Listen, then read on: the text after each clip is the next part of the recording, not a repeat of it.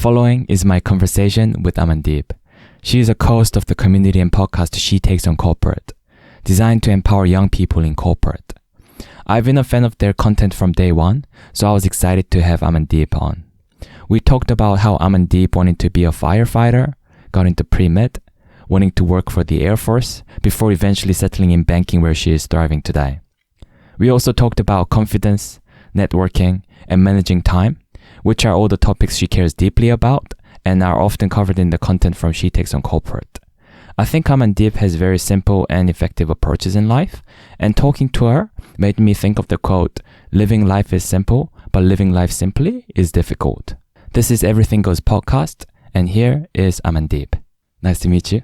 Thank you. Thank you for having me. Oh, thank you for being here. I'm a big fan of She Takes on Corporate, by the way. Thank you. You guys are crushing the game. We hope so. That's good to hear. Do you feel that? I think we are, but I don't know. We're just doing what we think, what we want to do. And it's nice to know that it's being well received. Yeah. Because, I mean, like one thing that I look at is like your Instagram followers. It's growing like crazy, right? Yeah. It's over 1K. I mean, 1.1K, right? Last time I checked. It's just over 1K, yeah. Just over 1K? Yeah. Yeah. And I remember when I followed you, you're at like 200 followers. Yeah. There was like a month and a half ago? Yeah, we managed to get those numbers up quite quickly. But I think it's not about numbers. It just goes to show that there is a need for this sort of thing. And young people want to understand more about their careers. So it's great that people want to follow us and want to kind of follow us along the journey of She Takes on Corporate. Yeah. What's the demographic like? Is it like mostly Kiwis or is it all over the world? We've got all over the world. Yeah. That's so cool. That's so cool to see that the content you put out there, it's not just for, relevant for New Zealand corporate, which is, obviously where we are, right? Yeah. Yeah. That's awesome to see that. And I guess, just because of the nature of the content, of your content being women in corporate, is it mostly women, or do you find that there are a good percentage of men more than you expected? I think most of our followers are females, about 70%, I think. Yeah. And then 30% is males. Right. Yeah. We do have about like 14 different countries, people That's from a 14 lot. different countries that listen to our podcast. Yeah. So I think those numbers are exciting. That's really exciting. What does your what does your views or listens look like on podcast? Like, do you know the analytics off by heart? So with the podcast, Nicole is in charge of looking at the analytics. But in terms of social media, that's kind of what I try and keep track of. Yeah, we split our workload because obviously we both work 9 to 5 and it's just too much to juggle by one person. Sure. Yeah. And you guys put out a lot of content, and I have to say, each of them is like a quality, informative content. They're not just fillers. Oh, thank you. Yeah, we try and do one post per day. Yeah. But sometimes when we want to release content in terms of a podcast, so snippets from a podcast, then we would post 2 per day. Yeah. So because, that's an addition to what we're already posting. That's true. Yeah. And, well, before we go on, I always forget to do this, but Amandeep here is part of the one half of She Takes on Corporate, which is it's not a podcast. It's more of a community, right? Would you say that? Yeah. Is that fair to say? Yeah. Community for well, maybe you're the best person to explain that, Amandeep. Do you want to do a bit of an introduction? She Takes on Corporate. Yeah, it's just a community for us to share our experiences with other young people and other people going through similar experiences, whether it's you're starting a new job or switching careers because you're basically starting a new job again, like from the start when you switch careers. Sure. So it's for people to just feel comfortable knowing that there are other people also going through this and knowing how they've done it, so they can use those experiences to, better their careers. So we're hoping that whatever we share as grads with other people or being early in our careers can help out a lot of other people with their journeys. Yeah. And because one thing that I learned by talking to Sia, so the other half of She Takes on Corporate was also my podcast. Nicole Jackson. What episode was that? I think might be episode 6, but yeah. So you should go check it out if you haven't already. There was a good conversation with Nicole. So one thing I learned from that episode was that because for me, this thing right here is kind of like my podcast thing, and I do happen to have an Instagram page for that. But for you, it's more that you have a community, which right now is mainly on Instagram. Yeah. And podcast happens to be one of your contents. Yeah.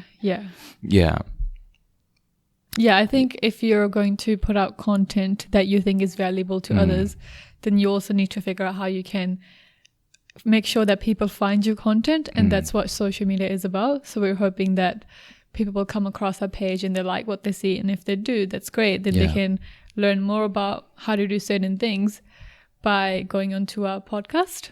Yeah. The editing on your Instagram videos, man, those are... I remember seeing one of the reels and I was like, I watched it like several times and I was like calling my flatmate too, like, Kelly, you have to watch this. It's crazy, like, because I talk about. Kind. Well, do you remember? You remember which video I'm talking about, right, Amandeep? I think you know. Yeah, I think is it the one that you're. Is it the one where we went to an event, networking event? Like was it a bowl? Yeah, it was like a finance industry bowl. Yeah. Okay. Yeah, and the editing on that was crazy. Yeah, thank you. It took a while to do that, but was that? Did you spend more time on that video compared to some other ones? Oh, it really depends because that one was more like quick transition, so you kind of just play around with that. But then when you have to create videos for like day in the life where you're recording, but then later in the day you have to create snippets and also do a voiceover. I think those take longer to do. Is that right? But then obviously because I'm still just learning, yeah, maybe it's just me that's taking a bit longer, but hopefully I'll get faster as the time goes by. So is editing something that you picked up for She Takes on Corporate? Yeah. What are the tools you're using right now for that? It's literally just, we started with editing on Instagram. And we just use Instagram to edit. Yeah. And then we started looking into other areas that we can use to edit, but we're still trying to find different tools. So maybe you can tell me what things I can use to edit videos better. Well, I use DaVinci Resolve. Okay. But I only use it because it's free. Right. And then I sometimes edit on TikTok because I'm like pretty active on TikTok in terms of not active in posting, but I go on it quite often. And then I will make a lot of videos just for my friends, but we don't actually post them. So I think I did have a bit of experience just editing and playing around with different tools on TikTok. And I think that's what's coming through with She Takes on Corporate. Yeah.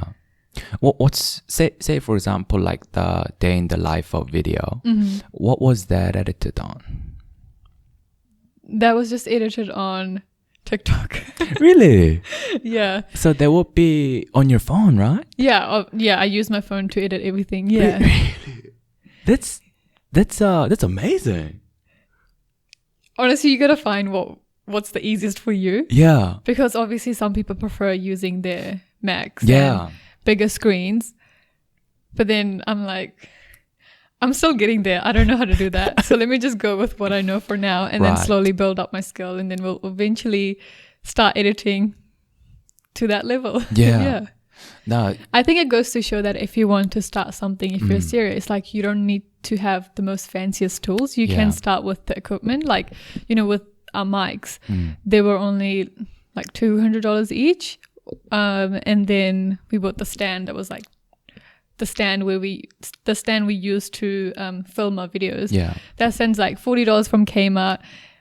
And then now we're out here recording and putting out like a whole podcast episode. So I'm just saying, like, if you're really passionate about something and you really want to do it, like you don't need to go out there and buy the most expensive thing to get started. That's so true. Like you look at YouTubers and, you know, the YouTubers and podcasters you follow, usually they got the best setup, right? Like say like one of the podcasts I listen to is like Joe Rogan. He's got his own studio, own editor, own basically like a person who Google things as they talk about things. Producers and all of that. Yeah. Like, but when you start, you know, they must have started from somewhere. I remember Joe Rogan, his first few episodes filmed on laptop webcam.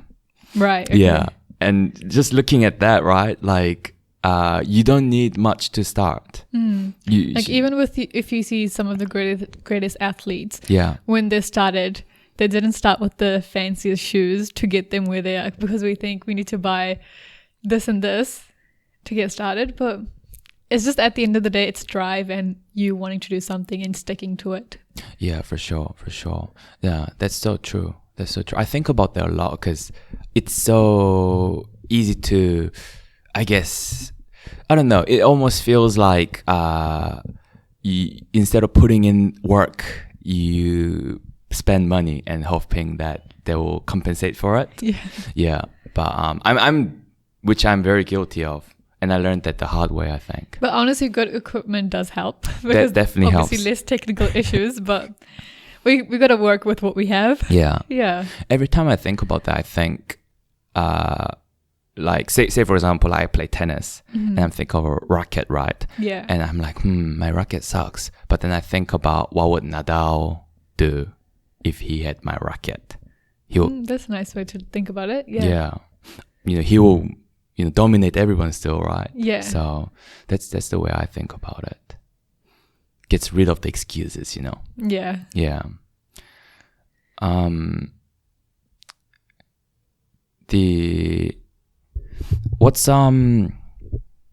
think one of the questions, like when I first asked you for the interview, it was really interesting. You saying, I think maybe it's you being like another podcaster and having had that experience. But I asked for an interview and you said, you're keen and you gave me some topics that you're kind of interested in to talk about too. Right? Do you remember that? I just wanted to get a bit of direction as to what I was going into. Yeah, that's true. So you said, where is that? Do you have that there, Amandeep? Yep, I do have it open. I don't know what you want us to focus on. Yeah, no, it's I think. Oh, I should. You emailed me. I emailed you. Yeah. Yeah. 1 second. Where is that? Did I delete that question? Well, let me rephrase this then. Yeah, I remember when I said you said you like talking about like confidence, growth, mindset, and career. Yeah. I might be getting that wrong, but yeah, that was really interesting to me. Yeah. Is that something that you're interested in, like since you started your career? Or maybe something that you're interested in even when you're younger, you know?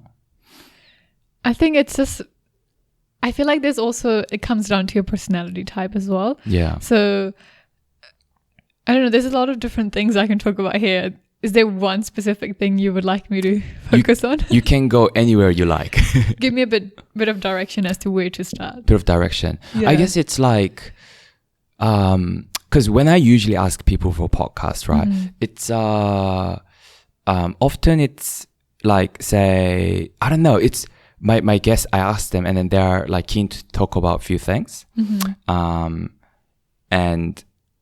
it was my first time someone saying like, oh, these topics are what I like. Right. Okay. You know what I mean? Yeah. Yeah. So that really stood out to me. I just thought, okay, these are the things I can talk about the best. These are the things I'm passionate about. So it's very easy for me to talk about them. I feel like when you have to be passionate about certain things for other people to believe in you as well. So I thought that's where my expertise are and that's what I can share. Yeah. Well, I'm not an expert, but kind of, the areas that I'm passionate about.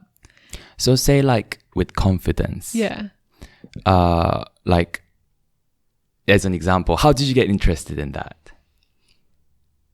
Well, I think having good confidence goes a long way, because like when you have good confidence, it leads to a lot more opportunities compared to being a bit more reserved, I guess.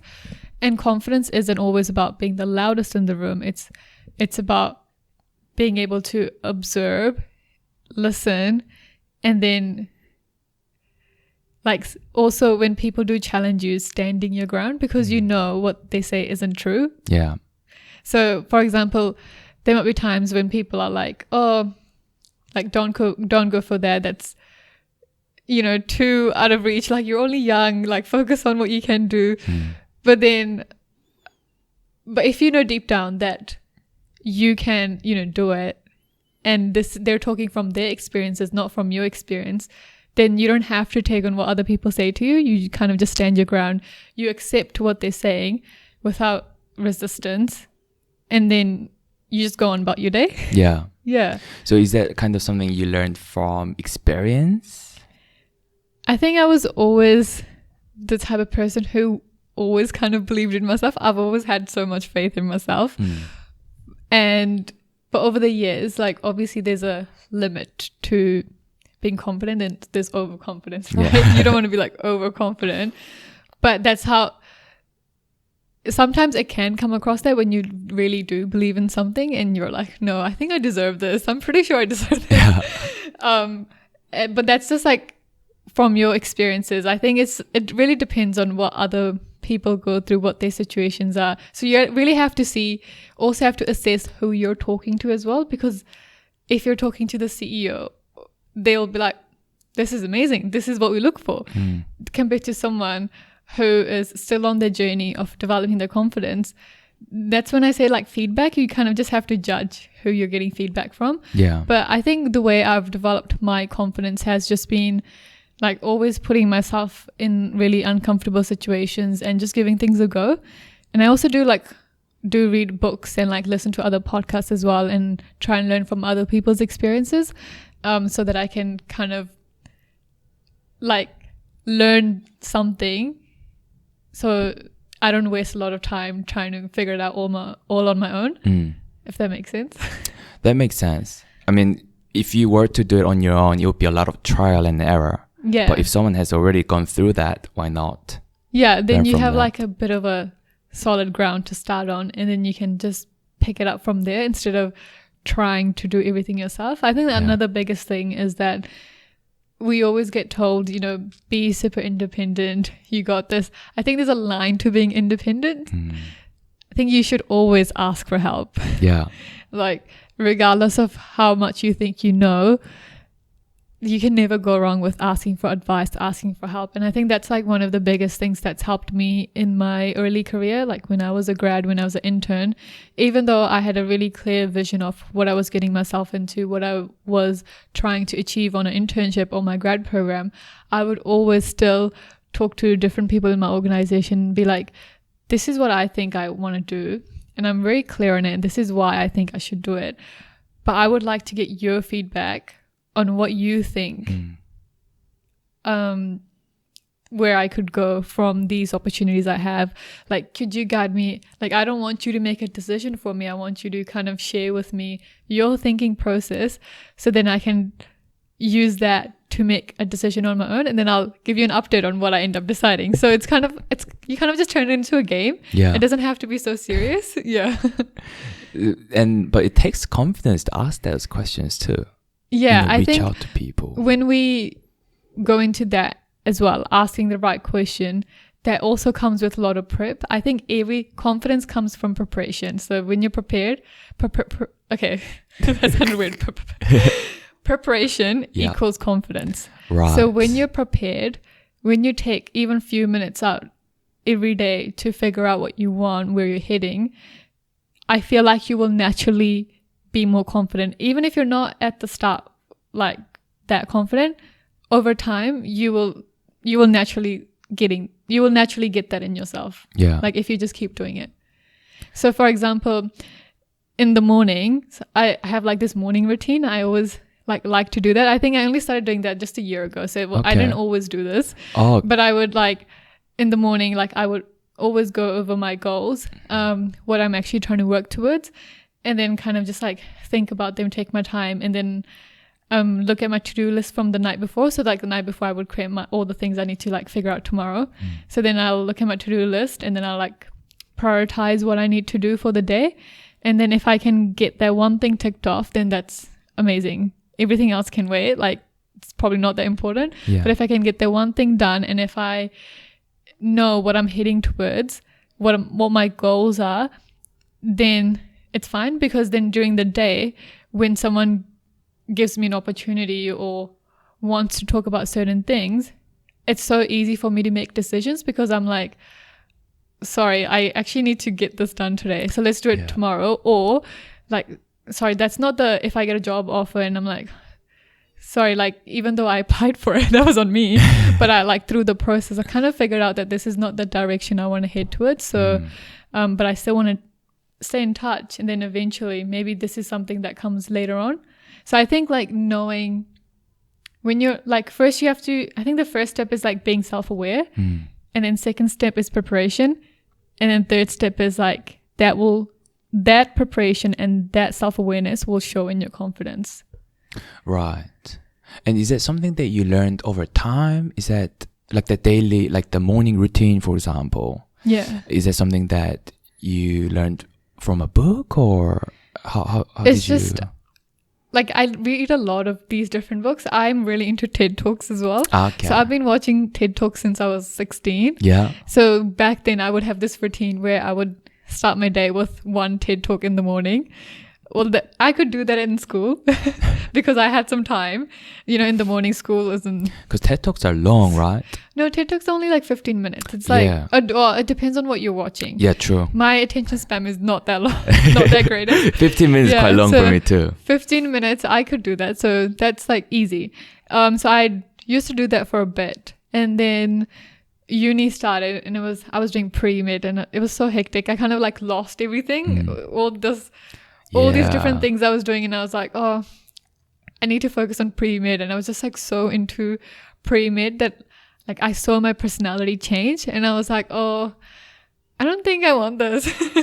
I don't think I want to do med anymore. Like, so that's when I kind of went back to like just being self-aware, reassessing, started doing those like personality quizzes again, started figuring out like what made me happy, like what was working so well for me before, and then try and bring that back into my uni again. And it worked out so well. And I'm so grateful that I did not go down the original path that I thought I was going to take. Yeah. That's a fascinating story. So what was it like? I guess first step is what made you get into like pre-med?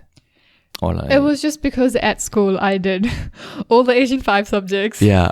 And I was like, what should I do? Okay, let me just go become a doctor. So there wasn't like your special interest or anything like that. It was just like you could do a lot of things, and I just had too many hobbies, and my teachers were like, you just need to pick one and go with it. My art teacher wanted me to study art, like visual art, because I used to do a lot of painting and drawing. And she was like, you could totally build a career in this. And then my science teacher were like, you can do med. Yeah. So I was like, I don't know what I want to do, so let's just do med. Yeah. But I still remember this, that during one of these career days when I was in year 13, like we had, you know, those sessions when different career partners come in and then you kind of go in a circle and kind of go to different stores to figure out what they do. Like it was like this careers day. We have this, careers day at school. And they had a presentation on like firefighting. And I was like, that's what I'm going to be. On what, sorry? A firefighter. Firefighter? Yeah. And I was like, totally not built for that. But you know what? I could totally be a firefighter. So I was like, I'm going to be a firefighter. I went home, told my parents, and they were like, okay, you're just having one of those moments. Because there are hundreds of things I wanted to do. Yeah. What made you want to be a firefighter? It was just, I think because I was like so focused on the type of lifestyle I want. Yeah. Like I wanted after university, after high school. So I was like, oh, well, like with firefighting, I can still stay active, but then I still get paid. Yeah, that's true. And then it's not too stressful. So I guess I want to do that. It's not too stressful. It sounds stressful to me. That was me when I was 17 thinking that. Right. Yeah. Wow, firefighter. But then I came to my senses that I'm totally not built for that. Maybe But I think with your mindset, you would have started like working out, whatever, I did, but then obviously like that's what happens when you put yourself in a lot of different situations. You kind of just like learn more about yourself. So when I was at university, I got exposed to so many different things, and I was like, oh, I could totally do that as well. Yeah, I could do that as well. So that's when the firefighting kind of took back step, and that's when I was like, I'm gonna go join the Air Force.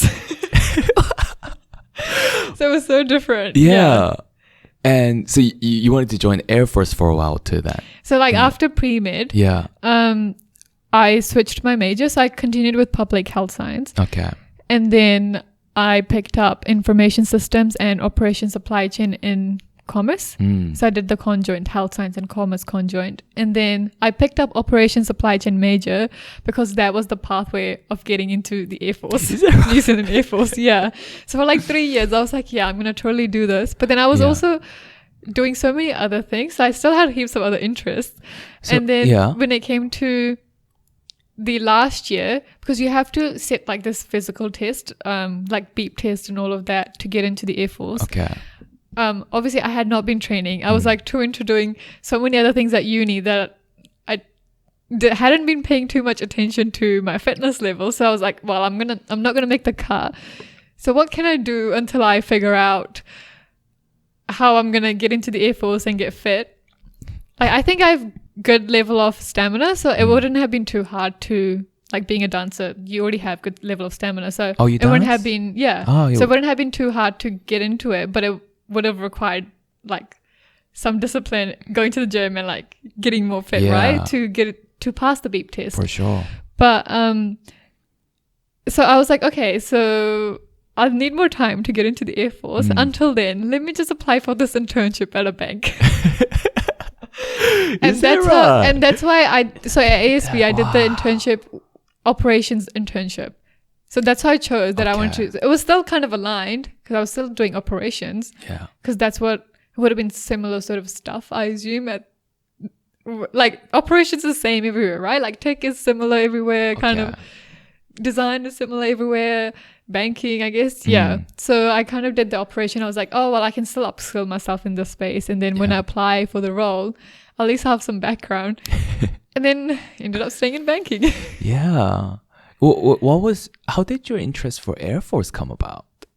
It was because my grandpa was in the Indian Army. So I would always see his pictures and he would always share stories from his days. So I was like, oh, I could do that, but I don't want to go into the army. Yeah. What else can I do? Okay, the Air Force seems good. Let me do that.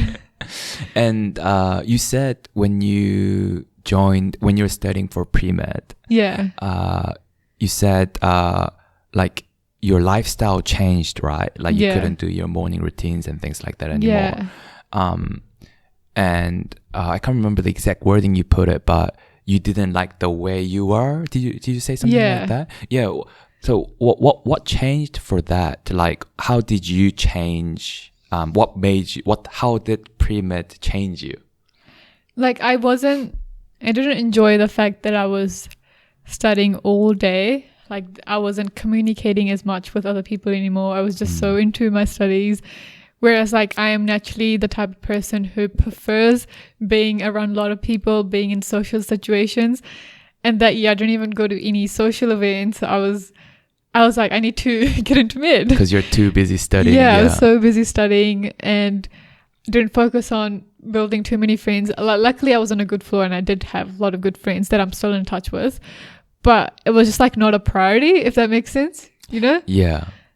And then I was also becoming very like quiet, which makes sense because obviously you're just studying all day. And you're But that's stressed. not the type of person I wanted to be. Yeah. And I also knew that like when I was looking at like the longer lifestyle, like after university, like I knew I wanted to work around a lot of people. Whereas like with mid, it depends on your career. You can still do it. It's just because if you're seeing patients one-on-one every day, it's like a different sort of communication styles compared to when you're working in a team in a large organization, like in banking, I guess.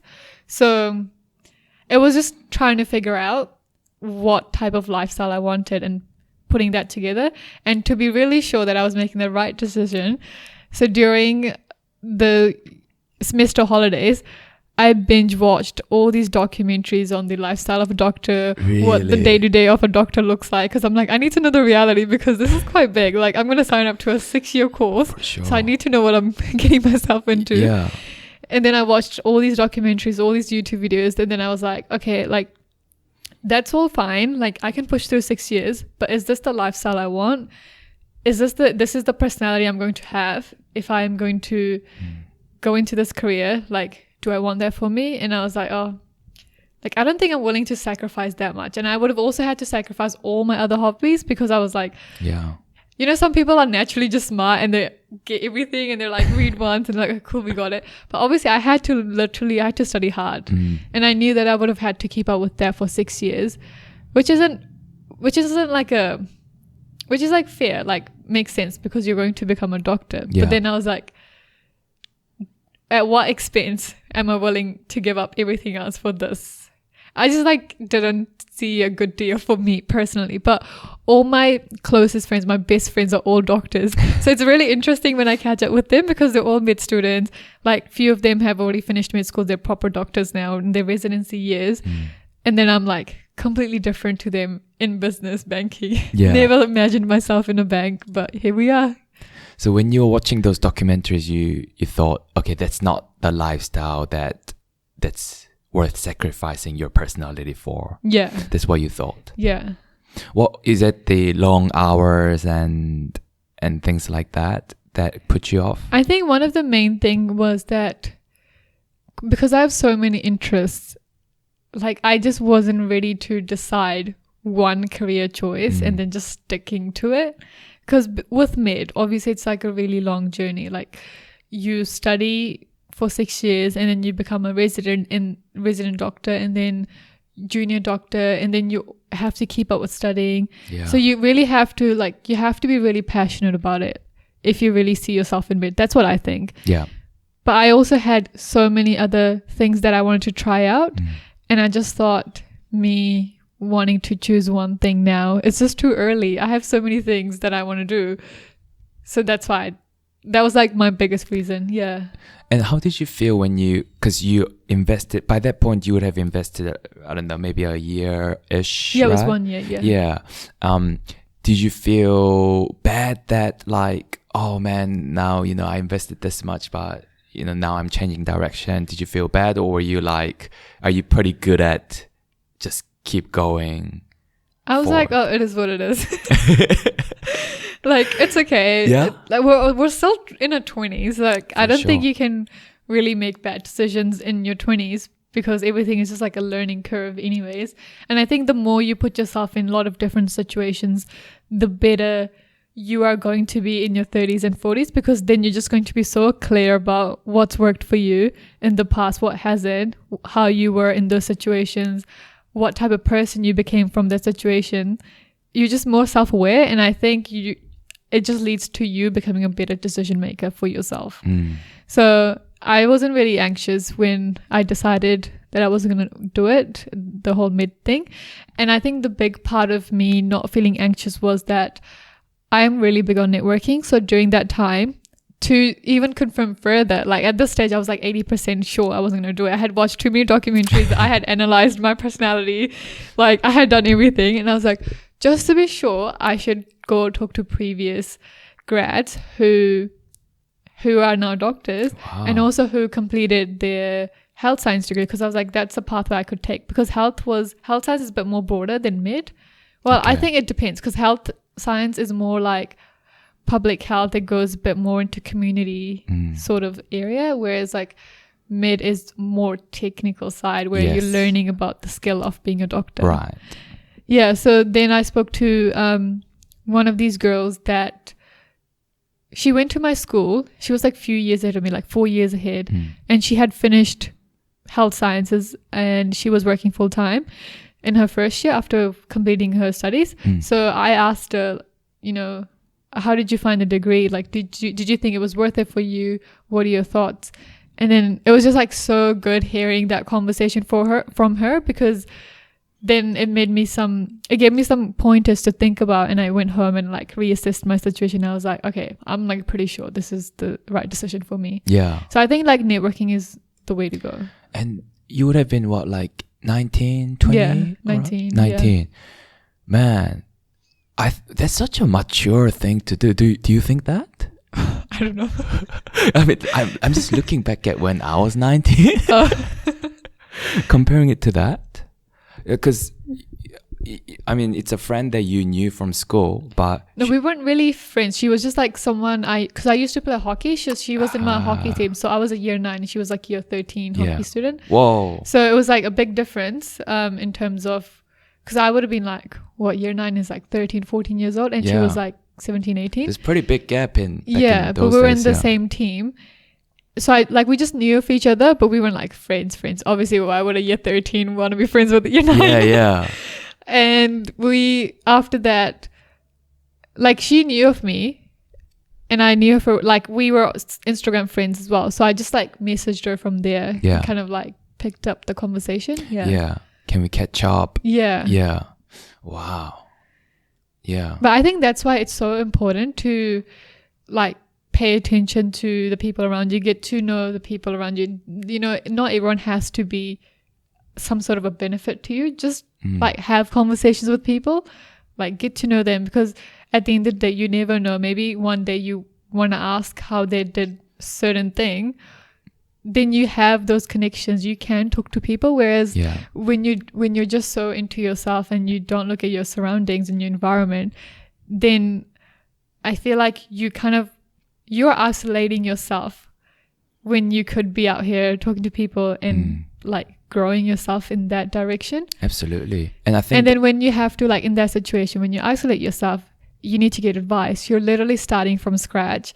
You're literally thinking and panicking, where do I even start? Like, who do I even start networking with? Yeah. Because you just haven't done you haven't done the easiest thing that you could have done, which was just saying hi to the people you work with, saying hi to people, like joining all these different activities so that you can meet different people. But obviously you join activities that you feel passionate about. Exactly. And then you'll meet other people that are passionate about that in the same area. Yeah. Yeah.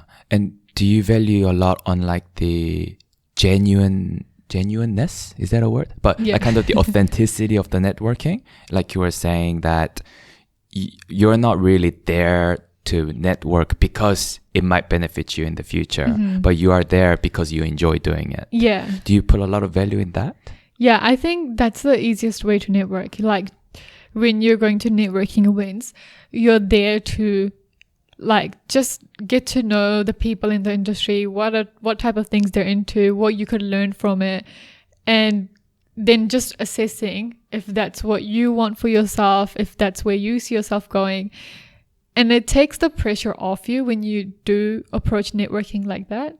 Because if you're going in with a mindset, okay, I need to secure a job by this, then you're going to start thinking, okay, I need to remember to ask these questions, I need to talk to these people. But then that's just you thinking that what if the other person doesn't reciprocate? And then you're going to start panicking even further, and it's going to take the fun out of networking. And I feel like networking is better when there's like fun and you're just getting to know people. Yeah. And there's no pressure either. Yeah. So when you go to networking events, because some people find it hard to say hi to strangers, people that meet for the first time. Do you get those struggles at all, or well, luckily I'm an extrovert, so I don't feel like that. But we actually did a whole episode on how to network in social events, or like when you go to networking events, so people can check that out. We have an episode on like how to network in how to network at events. That's one of the episodes. I think it's episode 9 or 10 from Yeah. our podcast. She takes on corporate. It was pretty recent, and that was such a Yeah. cool episode. And the one that I really liked about it, and I feel like it can be applied to a lot of things, is when you want to do something, do it within like 5 seconds or something. Yeah. And I'm like, that's true. From my experience, Yeah. like it's either I do it or I'm not gonna do it in 2 Yeah. minutes. You know what I mean? Either I do it now or I don't do it. Yeah, no, I have a friend, like, she's a mid student, and she's like the biggest introvert you can have. Like, she's just such a big introvert, and she has to start going to all these networking events now as a junior doctor. And she was just telling me how she doesn't know anyone, but that's the whole point, because they're inviting all the juniors from their cohort that are starting out. And these are people from all different ages, because, you know, sometimes doctors are in their 40s just starting out their career because they made a decision later on in their life that they want to become a doctor, or you're a young person, this is your first career, you know? So she's like, I'm just too nervous to go into this. I don't know how to start. Like, I'll probably psych myself out before I even get there. And I was like, just start. When it comes to networking events, you go in, like the time you walk out of your house, start like practicing having conversations with people to distract your mind from like the overthinking process. So Okay. as soon as you get into the Uber or your car, like in your car, you can listen to music, you know, so you just need some sort of distraction to distract your mind. If you're in Uber, start a conversation with the Uber driver. And then as soon as you get to the event, say hi to the people when you walk in. And then when you go into the elevator, if there's a person there, have a conversation with them, or like be like, nice shoes, like where'd you get them from? Yeah. Like just anything so that you distract your mind. And then as soon as you enter the event, just look around, see the first person you see, and like just start a conversation with them straight away. Like don't give yourself time to think about anything, because as soon as you start overthinking, like as soon as you start thinking about what's happening around you and how you're feeling anxious, then you're going to go into the overthinking mode. And then when you go into overthinking, you're definitely not going to enjoy the whole networking experience, and you're just going to psych yourself out, and you're going to end up leaving a lot earlier than you expected. Yeah. I think you really need to break that 3 second or 5 second. Yeah, the 5 seconds. You need to do it. Yeah. One thing that really helped me, because I used to be a little bit like that, just finding it super tough to kind of break the ice. Yeah. One thing that really helped me was cold shower. Right. I talked about that on a lot of my Yeah. episodes, but so in the morning I do cold shower for 1.5 minutes. Right. And especially during winter, every time my I get God. up, I don't want to get in there. Yeah. But one thing that helps me is at the end of a lot of conversation going on in my head, but Yeah. at the end of the day, just doing it. Just Yeah. when I get in there, it's never as bad as I thought. Just do it. You heard it here. You heard it here first, guys. Just do it. Just do it. Is that your life motto or something? Yeah. It is. No, I really like watching sports. So, and then I also like the Nike, you know, the branding. Just do it. Have you read Shoe Dog? It's No, I haven't. written by She Dog. Shoe Dog, Shoe? like shoe, like what you wear on your foot, and animal dog. So Okay. it's written by Phil Knight, who's the founder of Nike, and it's his memoir. Right. It's super interesting. I think obviously it's hard to say because he's obviously writing it so that people will read it, and he knows that whatever that's written there, whatever people read there is going to reflect on the Nike itself. Yeah. So, you know, I take it with a pinch of salt. Yeah. Like but the way it comes across is he seems super honest, super vulnerable in the book. And so whatever he shares there, I found it super inspiring, the things he went through and the struggles he went through. Yeah. Yeah. And I'm aware of their marketing strategies and stuff, and I also quite like how Nike did it when they first started out. So yeah, but also I just like the slogan, like just do it. It's so Just do quick, it. so easy. Don't think about it. Just do it. just do it. Yeah. Yeah. Sometimes you just got to do it. Yeah. And you know, with going back to networking, like sometimes I know for people who are very introvert, it is quite hard. So one thing my friend used to do was she would take me along with her. And that's like something people can do. Like networking doesn't have to be just you doing by yourself. You can ask for help. You can take one of your friends with you and just have them as your security blanket to just get started. And then eventually, hopefully you work on your confidence and you can start doing it yourself, because eventually you will have to do it yourself. Yeah. And I think one thing that's comforting for me, at least, because I feel like I went through that journey of not being able to talk to people to I feel a bit more comfortable now. Yeah. One thing that made me feel a bit more comfortable was that this is a skill. Like if you want to get better at football, you practice football. You know, if you want to get better at dancing, you practice dancing. If you want to get better at I keep saying social networking, but if you want to get better at networking, then you practice it, you'll get better. Exactly. I think it's a skill that can be learned. Yeah. It doesn't, with a lot of things in life, you're not born with, well, some people are born with their talents, but everything can be learned. It's just all comes down to your mindset and how much you're willing to take it seriously. Yeah. I was gonna ask something. There is a I was gonna ask you. Oh yeah, that's right. Yeah. So after your the pre-med and you decided not to do it, and you said you started studying you started studying from the second year because you wanted to get into the Air Force. Yeah. Was it the kind of the primary goal for that, or did you have like there was kind of like did you think, okay, like this is the direction I want to go to, rather than this is the job I want? Like this it was is where more I of the lifestyle that I wanted. Yeah. So I was going with that, and then I was like, I just needed some sort of a goal to work towards. So that was my goal, but then I didn't hold it very tightly because I knew I had so many other interests. So if something else comes along the way, then I'm not going to say no to that. Yeah. Yeah. I think that's a problem with the people who have a lot of interests and hobbies, because they just can never pick because people always say pick one thing and go with it. But it's so hard to do that when you want to do everything. But obviously you can't do everything. So it's good advice to just kind of do a few things and do really well in those few things than trying to do everything. Yeah.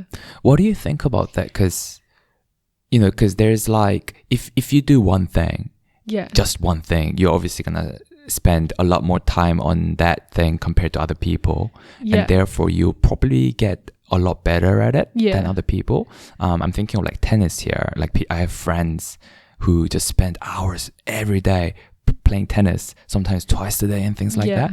I play twice a week, if anything, Yeah. And I think one of the reasons is because I'm interested in a lot of things. I want to play tennis. I want to play football. I want to do podcasting, YouTube, and play guitar and things.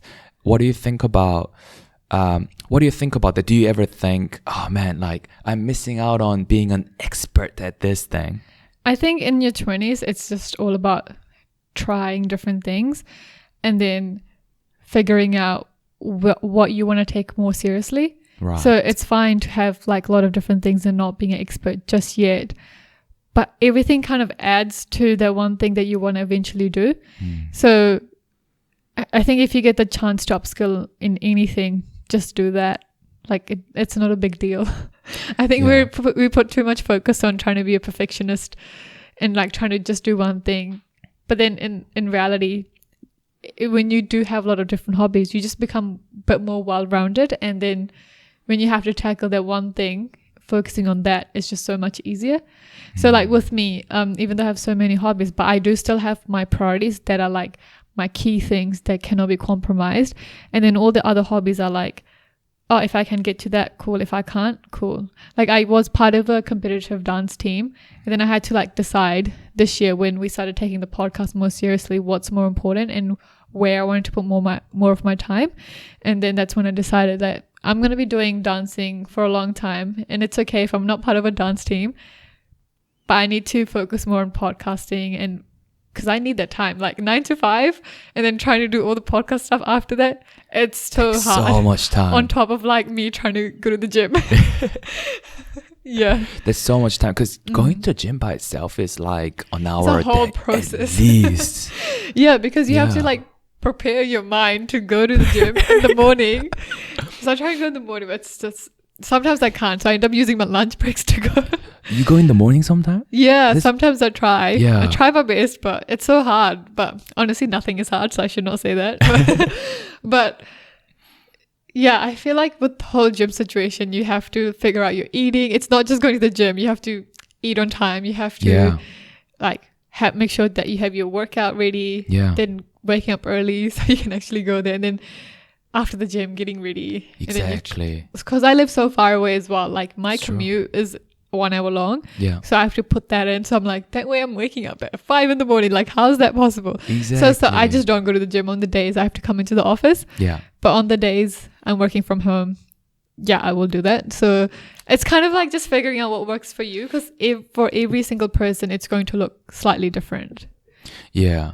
Yeah. So that you will probably need some trial and error to see what works for you, and go to the gym early in the morning one day, Yeah. you know, and then some days, you know, you go in the evening, see Yeah. what works better. It's taken me a while to get to where I am, even with the gym routine I have now. So I like my leg days, back days, and I've like really broken them down. I've like learned, like try and educate myself a lot in that space. Yeah. But that's taken like few years for me to get there, because I remember when I first started in uni, I was just like doing anything and everything. I didn't know what I was doing basically. Yeah. And then over the years, I kind of like got comfortable with different gyms, layouts, like what these machines target, what are they for? Do I even need to use a machine? And then eventually, like I've gotten to the point where I was like, no, I feel pretty confident. I kind of know what I'm doing in the gym. And then I was able to help my mum come up with her gym plan based off her needs. And then, yeah, so it's kind of helping her out as well now, and she's getting a lot stronger, because obviously when you're age, so good, you need to find a way to stay fit. That's so good on you, Amandeep. But I think that's that's with everything, that you can't just become an expert like over like I don't know, like sometimes it just takes years to do it. Yeah. But you don't want to think of things in that sense. You want to think of like everything that is adding up to something bigger. So like just keep doing it. Yeah. Everything that you do is adding up to something bigger. Yeah. Man.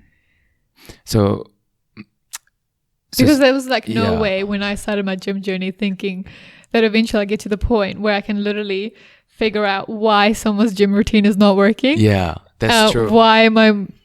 what do I need to... So like I can literally figure out now that with my mom, like keeping her age in mind, what different exercises I should give her, and obviously not overcomplicate things for her, because she doesn't care about leg day, back day, whatever. Like she just wants to stay fit. That's her main goal. So based off that, what kind of routine I can give her, and also make sure that she feels motivated to go do these, and it's easier for her. So like I would have never thought I could do that in 4 years ago. So yeah. Oh, that's amazing.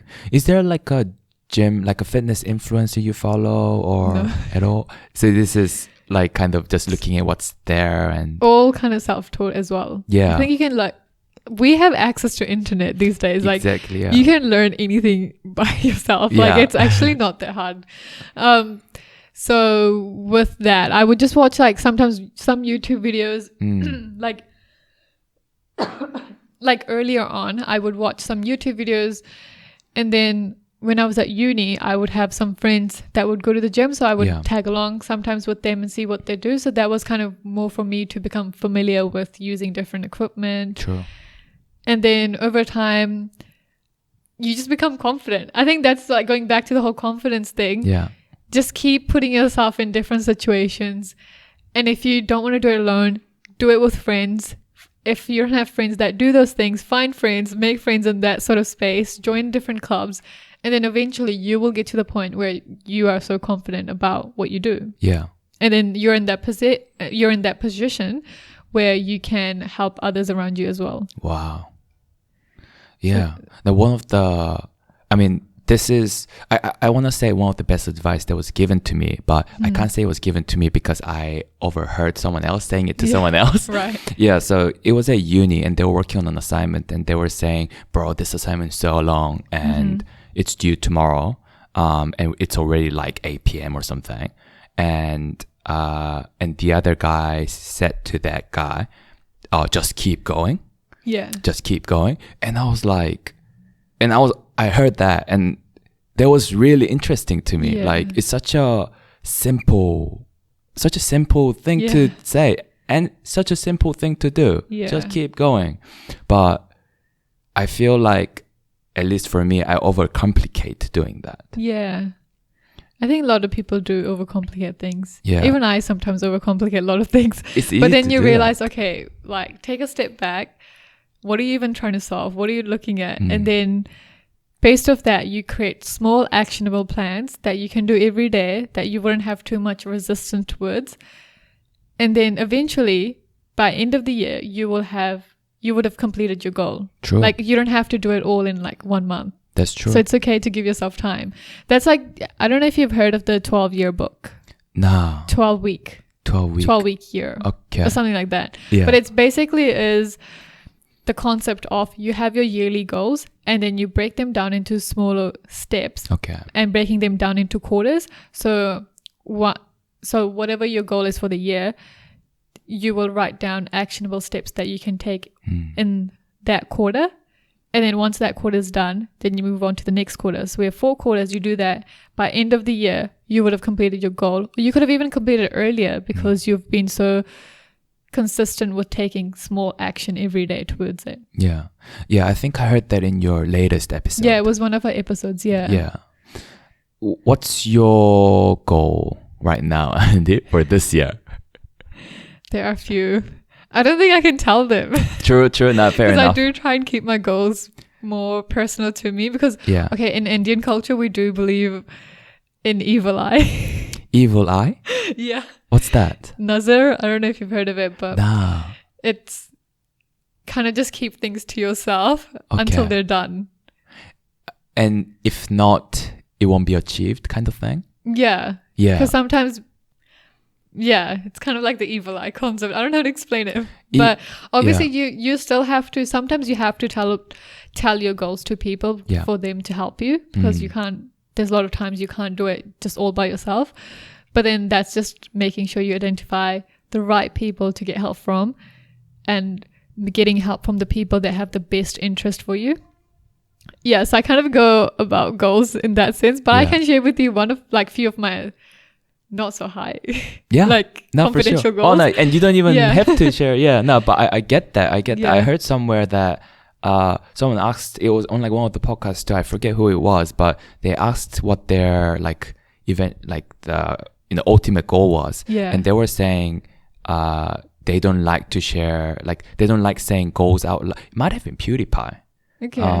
I think he was saying that he doesn't like sharing goals out loud because he would rather do them and so that people find out and show later it on. Yeah, rather than saying it in advance. Yeah. So I get that, like, because sometimes when you can't achieve it in the time frame you've given to other people, then you kind of like start feeling bad about yourself and you're like, damn, like how did I not manage to do it? But also sometimes when you do tell other people, then it's putting more pressure on you that now you have to achieve that by that date. I guess in some situations that can work, depends on the goal. But in other situations, it's just putting way too much pressure on you to do everything too quickly and then making sure you hit a deadline and that takes the fun out of goal setting as well. And then it just becomes a chore and now you're like, oh, I don't know. Yeah, I get that. Sometimes I have a goal in my mind and then I get excited and I want to tell people. Yeah. But then I do remember, I mean, this is kind of just from my experience. I do remember usually the goals I don't share is the one that I find myself actively working on more often than not. So I didn't know there was a concept for it, like for example evil eye, like you. Oh, that's like just like the Indian culture. It's just so that just keep your things private until they're permanent. Yeah. It's kind of that concept. Yeah. I think there's a big wisdom to it. I'm not sure, but I do believe in that. Yeah. But also I think goal setting is different for everyone. So if it works for people to tell other people, because I have friends who would have Instagram accounts where they're sharing their workout journey and they want people to follow along with them. Because that's what we're doing with She Takes on Corporate. Like, we have to share our goals, you know? So it really depends on the situation. Yeah. So with them, my friends, they will be like, this week I went to gym this many days, like, and then it's kind of more like, okay, getting encouragement from others to keep going. So that's why I think you just have to see what works for you. Like, even with our She Takes on Corporate, we have to share what we're doing with other people. We're keeping people on a journey. So in that sense, the whole keeping your goals private doesn't work, you know? It just depends on what type of goals you're asking me to share. Yeah. Context matters. Yeah, context matters. Yeah. When you joined, or rather, when you got accepted for the internship at a bank, at the bank that you're working in right now, how did you feel? Because I'm guessing, obviously, one side you got accepted, you got an offer. So obviously, you'll be pretty happy. But on the other side, it wasn't, like you said, at that time, you're more going for the Air Force position, right? So you must have thought like, oh, is this the right decision as well? Honestly, I did apply for an internship with, like, it was pretty, like, on one of the bases. I don't know, but I don't know if I could say the company's name, but it was, I don't even remember the company's name now. It was a while back, but it was working with the air staff crew. So I was like, I want the internship. And I even tried to like network in the space and try and get it. And I didn't get it. And then I also had applied for this another internship that was really closely linked to me wanting to join the Air Force, because I was like, I should get some experience in this to see if I really like it or not. And then I didn't get that either. And then I got the one internship that was outside what I actually wanted to do, was the one at the bank. I ended up getting that. And I was like, okay, well, I want some experience over the summer. I'll just take it. But then I was also like, okay, maybe I should just give it a go, because sometimes you don't know what you don't know. And maybe this is what I'm meant to do. Because if the fact that I tried so hard to get the other ones and I didn't get it, and this one, I didn't actually try anything. Like, I just showed up on the day and this was your like third choice. Yeah. So this one I got it with the least resistance. Maybe I should give this a go. And like, why am I trying to force something that's not even happening? But then there's this other opportunity that came to me so easily, and I'm still young. I can try and explore it. So let me just go for it. And I'm so glad I worked like that. Yeah. Yeah. I have a follow-up question to that. But do you want any drink, Amandeep? We've got some vitamin water, glass of vitamin water. And if you want something slightly alcoholic, I've got water. It's okay. Thank you. Crispy I'll apple. stick to water. Okay, cool. I'll go with the vitamin water for now. And while we're at it, could we have a quick break? Yeah, sure. I'm just gonna run to the bathroom. Oh, we're back. How's the timing, Amandeep?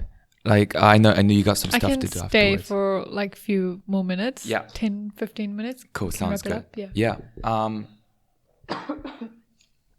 was gonna ask, so a lot of like your decisions and like your morning routines and things like that, right?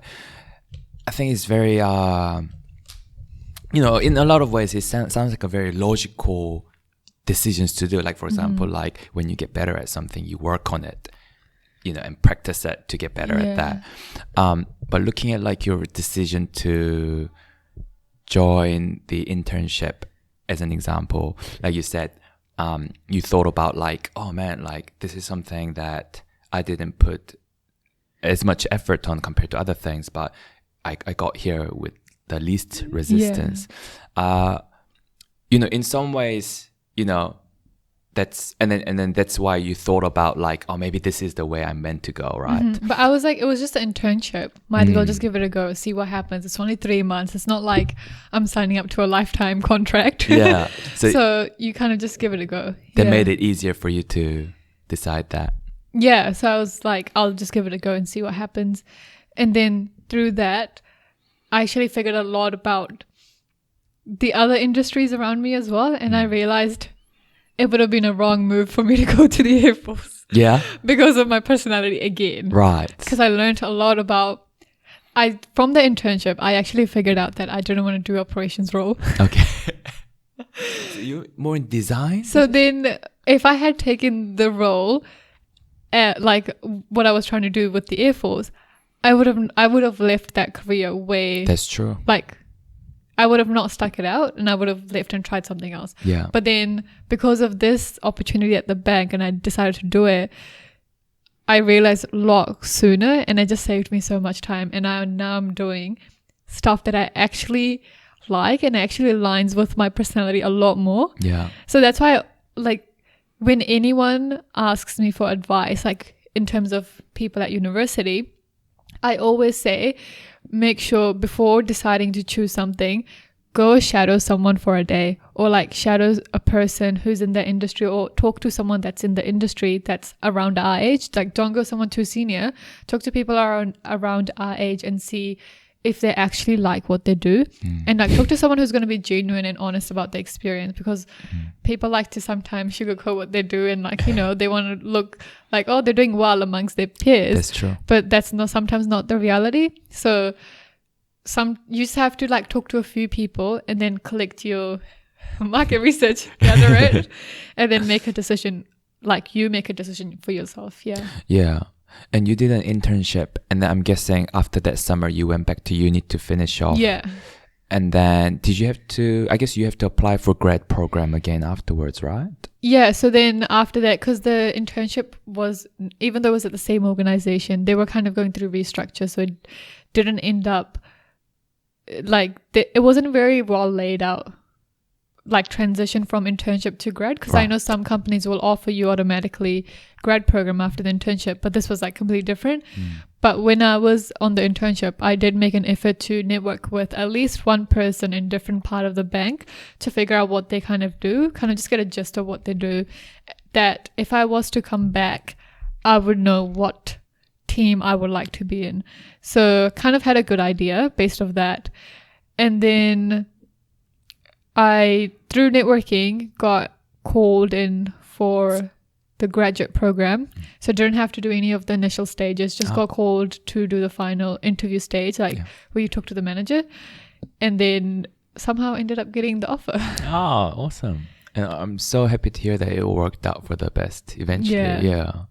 And I think one of the things that I learned listening to She Takes on Corporate, and that really fascinated me and making me want to reach out to you for this podcast recording, was that you stayed on the grad program for a while, like longer than compared to other people. And the reason was because that's the grad program offers a very unique opportunity to be at a different sectors of the bank. And you wanted that. And that's awesome. And I think that goes back to, again, knowing your why really clearly, like knowing about what you want and where you're heading, because you can easily get distracted by your peers rolling off and going into higher paying jobs a lot sooner than you do, and, you know, starting their careers a lot sooner than you will end up getting there. But then if you're really clear about what value you're getting out of the grad program and like what you're trying to learn, then you can't go wrong. And then you won't really feel bad about you being still on the grad program while your peers have moved on. So I think I always knew what I was trying to get out of the grad program and like where I was heading. So all the other things kind of didn't really matter to me. And I was like, you know, everyone's on their own journey, everyone's on their own path. Like, don't really need to compare myself to anyone. Just do what I think is right. And plus, again, I'm in my 20s. I don't need to put pressure on myself to have it all figured out. It's going to come. Things have always worked out for me so far. So I'm sure even in the future, it will work out for me if I just keep going and if I keep experimenting with a lot of different things. Yeah. And I think one of them is that one of the things that like you're confident about your decision to do that while your friends are advancing into other roles, I guess, yeah, you're doing your own thing, right? You knew I guess you had a clear idea about what you wanted and where you want to be. Yeah. So I guess you're doing your own thing. So you don't really compare yourself to others. But in that process, it's still important to get feedback. So I would always, during the whole grad program, I had few people that I would go to for feedback. And it was more towards like, you in your position now, if you were in my position as a grad, is this with the knowledge you have now? Is this what you would be doing? Are you, or is there a part of the bank that you would like to explore with the knowledge you have now, that you think is really crucial, that if you were younger, had the chance to learn about it, you could do that now? So that's kind of like how I judged my rotations and shadowing periods based off, so I could experience kind of what they wanted to learn. And also this was a really cool opportunity for me to give back to the people I was giving advice from, because then I was testing out these different areas that they actually wanted to know more about as well. And then now I was coming back to them with like this value that I could provide. And you know, like a lot of times we think as juniors we don't have much to give back to our mentors, but then your experience and your willingness to try different things and experimenting actually does offer a lot of value to them. So with the new role that I've accepted as well, that's actually a role that one of my mentors is looking to go into as like a senior. So he's like, we should catch up again in a few months. I want to know like how you're going on with the role. And I'm like, perfect. Like, as much as I'm learning from him, I also feel like I have a lot to share with him as well. That's the best like relationship we can have with someone. Exactly. Because then it doesn't feel like you're just taking. You're also kind of sharing what you're learning as well. That's so cool that I think one of the podcasts you said, like, when you meet someone, you know, you don't go there empty-handed, you know, like you prepare something, you have something in mind, you know, show them that you appreciate their time and stuff, and if you can offer them some value too, that's awesome. Because then if you can offer even the smallest value to them, they're more likely to want to stay in touch with you as well, which is like perfect for you, because then you're not out here trying to message someone and like hoping to get a response. You know they will respond. Because they also see value for themselves. That's also I feel like I overlooked that. I think so far I'm okay at kind of doing my own thing, you know, having a goal and having an idea on like what I want to do, and kind of sticking to that regardless of, I guess, what the rest of the society, like the norm of the society is. But I didn't think about getting a feedback on what I'm doing. And that seems like a really important step that I've been missing out on. I think feedback is honestly crucial. Even if you think you're killing it, just get some feedback. Like, it's not too, it kind of just makes you, I feel like when you get feedback, even if you know what you're doing, sometimes your mentors or people that you go to for advice will ask you questions that you haven't thought about. And then when you think about those questions, you're like, oh, okay, no, I totally get where they're going and what I need to think about next. Because with a lot of things, when you tell someone what to do, they're not going to take that very well. But when I think the power as a leader is when you can ask someone questions and then they have to come up with solutions themselves, then the person is more likely to act on those solutions, because because to the brain, they came up with the solution, not you telling them, but actually you were the one who influenced them to take that decision, if that makes sense. That makes sense. That makes sense. So I guess as a leader, the role for you is to ask the right questions, to direct them in the correct direction, and not to like give them the answer, because you want them to figure out the answer themselves. But you're not there like pushing them to figure the answer. You just give them enough time. That's what my mentors do. Like, they give me enough time for me to reflect and figure out. And then they said, when you're ready, when you're comfortable to share what you've been thinking, come back and then we'll have another discussion about it. And I think that's helped me so much in terms of figuring everything out. But I also do a lot of journaling and reflections every week. So even just going into those conversations, again, the preparation is there. Yeah. Yeah. Honestly, those kind of things fascinate me, Amandeep. And having talked to a lot of my friends, Yeah. I think, what you said today is super helpful, and I think it's very unique. A lot of people wouldn't have heard these kind of things, but I think it would be helpful to. I'll definitely find it helpful, and I think to a lot of people too. So thank you so much for jumping on here to talk about those things. That's Thank been you so awesome. much. Yeah, thank you so much for having me here, and it was really nice to get to know you as well and meet you in person. You too.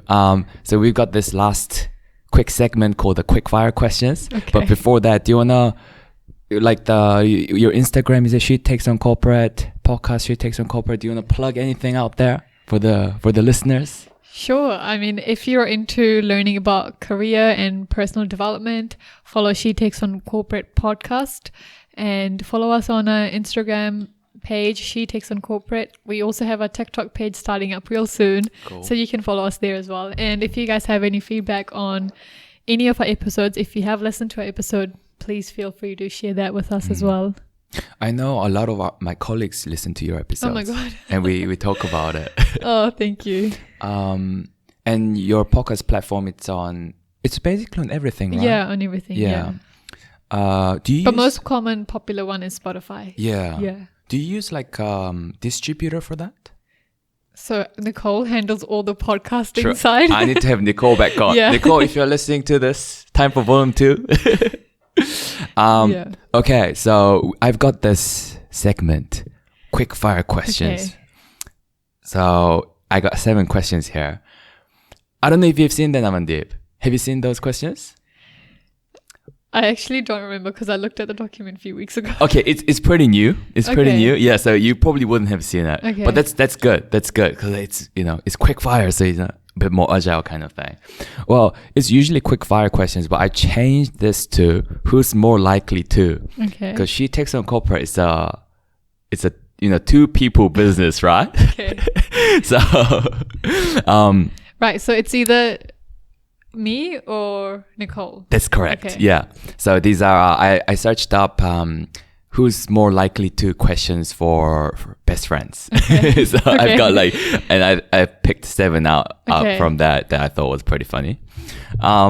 So number 1, who's who's more likely to clap when their plane lands? I think neither of us. You have to pick Amandeep. Yeah, I don't think Nicole would do that. Me. Yeah, okay. Yeah. Who is more likely to get a random tattoo on a night out? Me, for sure. Who is more likely to join a cult? Oh, it depends on what type of cold. What type of cult would you join? I'll join something to do with food. Related, I don't know. Okay. Yeah. What about an alien cult? I have not thought about that at all. You guys did a Instagram story once Yeah. asking for ideas for your upcoming episodes. And I said aliens. I think I saw that. I Yeah. saw that response. Yeah. And it's in the works, right? It's in the pipeline. That's my It's understanding. not in a 1-year plan. Okay. We'll come back to it. True. Yeah. But if you break it down into few chunks, Yeah. research Yep. aliens and then incorporate that. I'm looking forward to that. Who is more likely to be a low-key... Oh, what? It's the same thing. Who's more likely to be a low-key conspiracy theorist?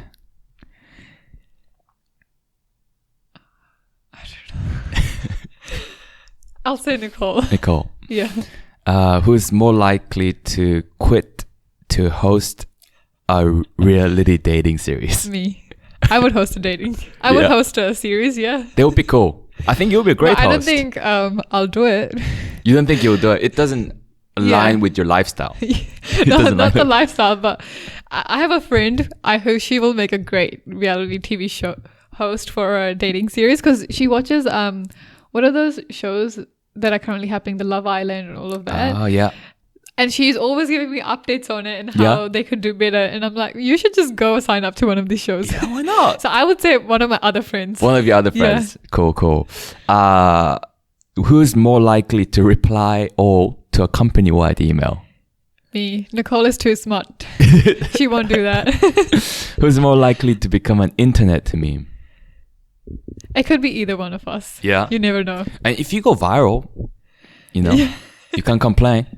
Yeah, I mean, attention is good, right? Yeah. I don't know. Do you believe in that any publicity is a good publicity? I don't know. I think it has to like align with your goals again. Yeah. If you're true. fine being made fun of for like a certain thing that you don't really care about, then yeah, it's fine. But yeah, I think there's a line to that question as well. That's true. Would you ever go on LinkedIn? Okay, to be honest, I don't think any publicity is good publicity because You don't think so? if you look at your personal brand and if you're trying to follow that, we actually have an episode on personal brand if you want to listen. You're like, all about personal brand, right? Yeah. That's one of the things that, I had on here, yeah. So if you know your personal brand, if you're trying to build that and if it doesn't align with that, then I don't think I want publicity around the things I'm not trying to be. Yeah. That's true. You